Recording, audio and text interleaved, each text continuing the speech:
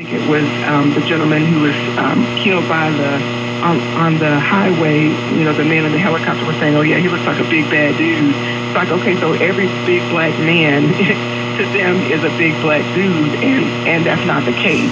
So I don't know that there's a desire, but I do think that the more times police have to go to court, have to face prosecution, and the more times that police, at least by our federal government, them following up with the state, government or the state prosecutor's office with charges with regard to these incidents, such as the incident that happened in Texas recently. If they face prosecution, if they face jail time, then there may be obviously some fear by the police that, hey, we won't be able to get away with shooting and be able to walk away with our jobs and with our freedom. Okay, I think that what you just stated there is the deterrent. That's the deterrent. When white police officers begin to be convicted of murdering unarmed black citizens and sent to prisons for real time, I think that is when it changes. And the other time, and this is not anything that any of us welcome, but when white police officers and people in power suffer from the loss of lives of their people, right? Those are the two situations.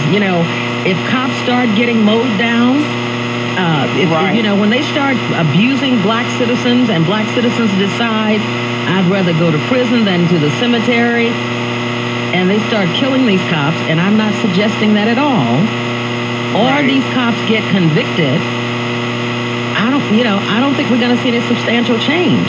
And something? There have been studies done. The more educated the police officer is, the less likely he is to abuse a citizen's rights. And maybe, when they start paying police officers better and they get a better pick of the lot, then these numbers will also go down.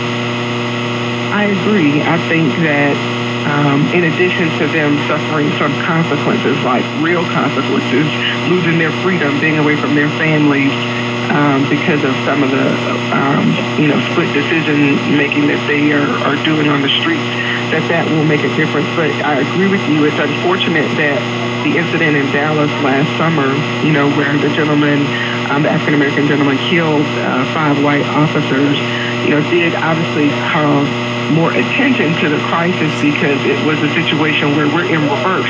Now, a black person is picking up a gun and shooting a police officer in a situation where obviously he was not in danger, and it got a lot of attention, right? Because people are saying, oh, well, now they're attacking police, but I think that the police departments need to understand that, and I think that is a concern of theirs, because after that happened, and also there have been other attacks on police in other states, they're afraid too. And so I think because all that begets, fear begets fear. We're afraid of them, they're afraid of us. We're just going to have more killings.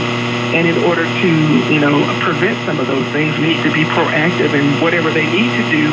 I think some of them are open to hearing from the community and from others as far as how can we fix this issue, but it's more than community policing.